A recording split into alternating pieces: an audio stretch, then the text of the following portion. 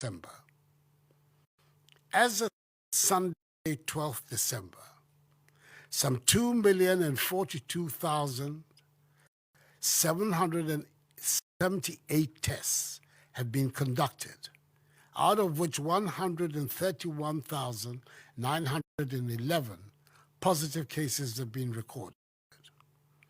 129,683 persons have recovered, meaning that presently the number of active cases, that is the number of people with the virus, stands at 973 persons. Inasmuch as this represents some degree of good news, we have sadly had 1,255 dying from COVID-19. The current data suggests quite a favorable COVID-19 situation prevailing in Ghana. And I say this only to encourage each one of us to continue to be vigilant and adhere to the enhanced hygiene protocols which have served us so well so far. 3 regions, i.e. Ashanti, Greater Accra, and Volta, have the bulk of infections. 7 regions have single-digit infections, and 6 regions, that is Ahafo, Northeast, Uti, Savannah, Upper West, and Western North, at the moment, have 0 active cases. We must do everything possible, at the very least, to maintain this situation, especially as the festive season approaches. Whilst these numbers should normally provide us with some comfort as far as the virus is concerned, I'm a firm believer in the oft-cited adage that it is better to be safe than sorry.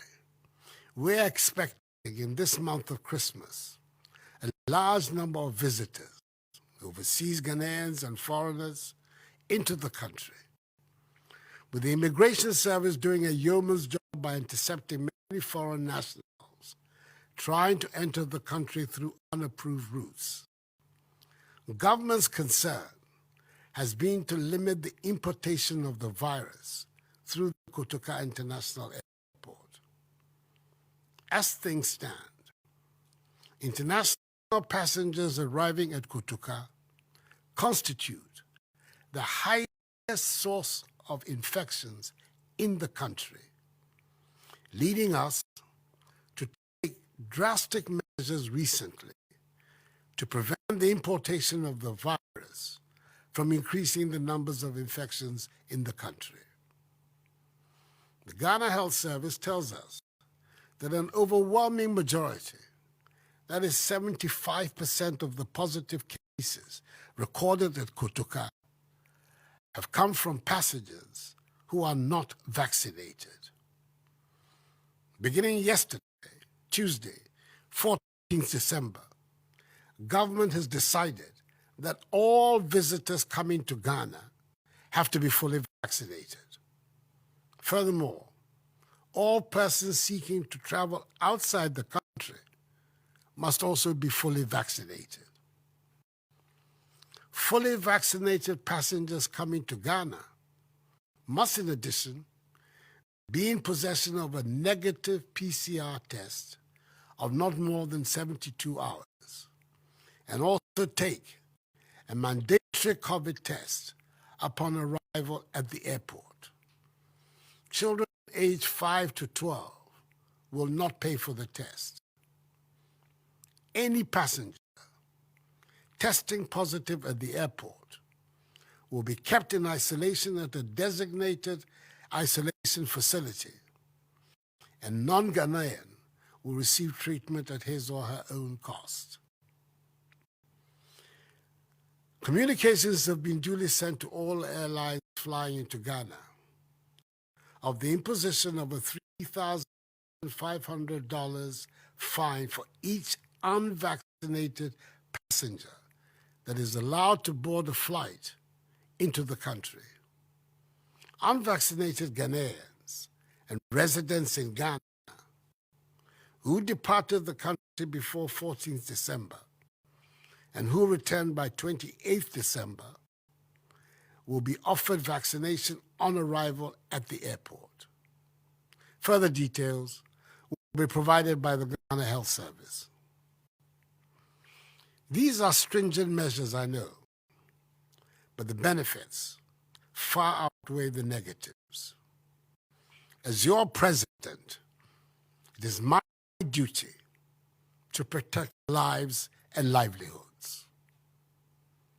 The ravages of COVID-19 have been devastating on our economy, and I'm determined to return us to our normal way of life as quickly as possible by helping to defeat the pandemic. Fellow Ghanaians, as I indicated at the outset, the month of December elicits naturally an increase in the number of social gatherings in the country. I know many of you have planned either to host or attend a number of gatherings, such as religious events and activities, funerals, weddings, concerts, musical shows, festivals, anniversary, sporting events, family gatherings, and parties.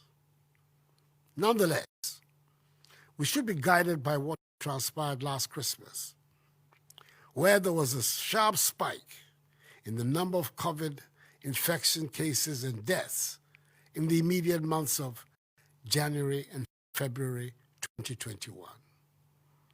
We should avoid the repetition of such a scenario after this year's celebration. We do so by ensuring that social events are held in open spaces, ensuring that attendees wear masks, ensuring that social distancing is observed, observing enhanced hygiene protocols such as hand washing and the use of sanitizers, and encouraging attendees as much as possible to come vaccinated. In as much as our active cases are now relatively low, the wearing of masks, unfortunately, remains low, and compliance with the safety protocols is still problematic. Whilst government does its part to secure the necessary numbers of vaccines to help vaccinate all Ghanaians, we cannot afford to disregard the social distancing, hand washing, mask wearing, and enhanced hygiene protocols that has brought us this far.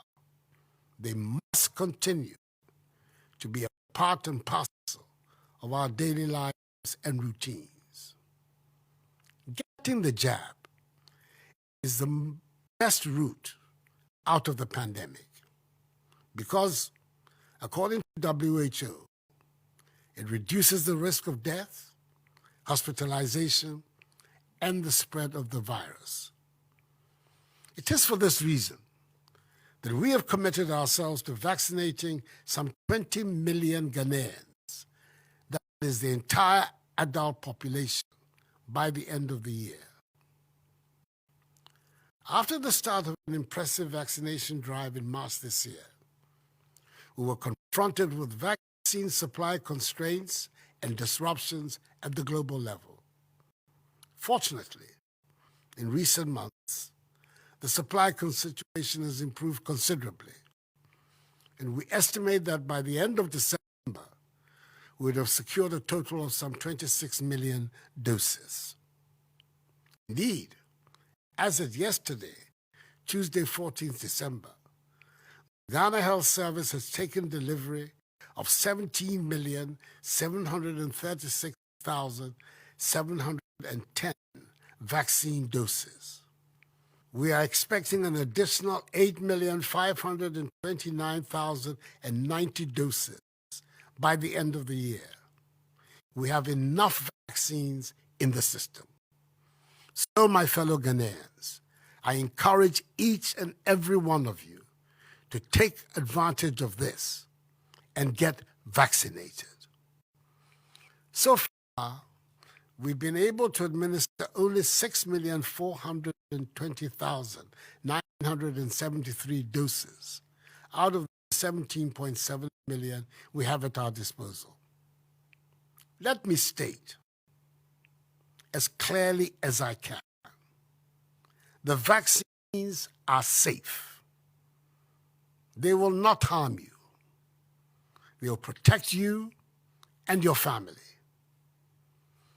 Contrary to the mischief being peddled by some, getting vaccinated will not cause you to vote for the MPP in the 2024 elections if you do not want to. This is an outrageous claim. Vaccination cannot change your political preferences. That is not its purpose. There are significant quantities of vaccines deployed in every corner of the country. We have thus declared the month of December as Vaccination Month, and we are rolling out an aggressive campaign of vaccination so that as many Ghanaians as possible have the opportunity to be vaccinated. It is a race against time, but we're determined to accomplish it. We continue to make steady progress in our quest to manufacture vaccines domestically.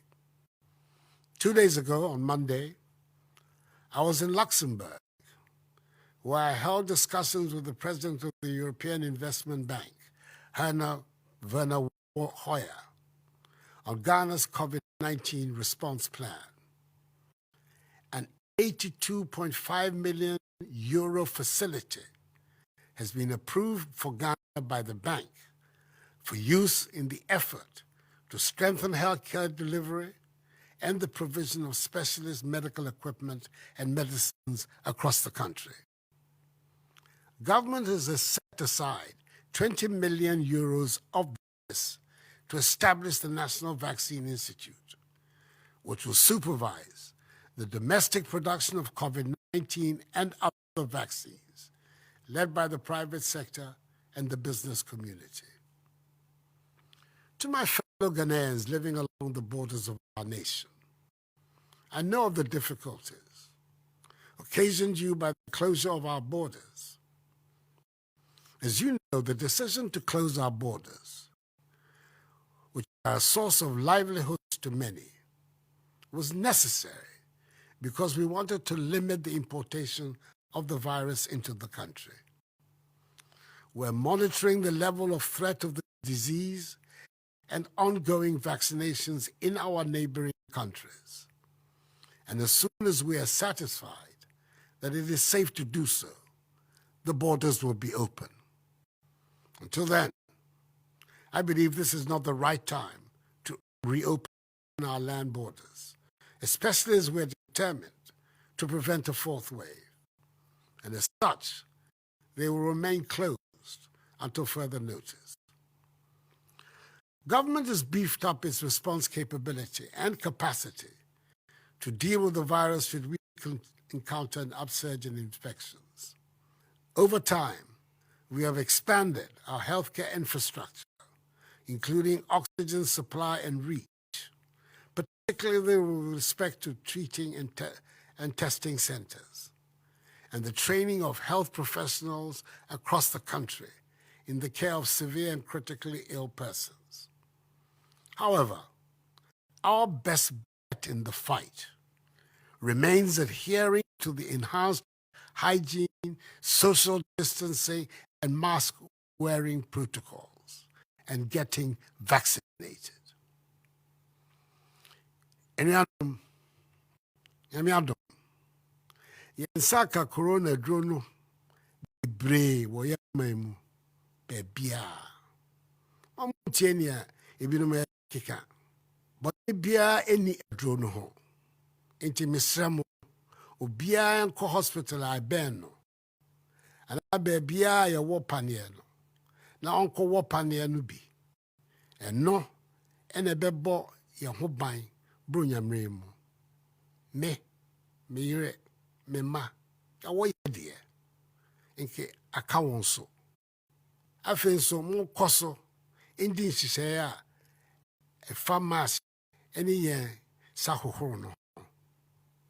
Mema mo nyinaa afirihyia pa. Anyame mɛ, nyumɔdoro mo. Wɔne na ɛhyɛ corona tsofa pii na ɔyɛ manami. Hefia he. Yɛka boa no ne mɛkɔmɛkɔ he. Ifonko bɛ tsofa he. No wɔ mi kpafai. Me fa mo aya hospital. Benkele. Alo heni agbo tsofa he. Ni ya egbu tsofa. Na ne ba boa he. Bronyane. Me he fatalo. Mbi wogbo no ehwe bohu. Eko nye ya no. Ni nye wo mask ke wo ni ne fomo. Mi hanye afi eya ni ebani na wo. Let us choose to live and act responsibly throughout the Christmas festivities. And remember that our actions or inactions will either help to end the pandemic at a much faster rate or continue to spread the virus in the country.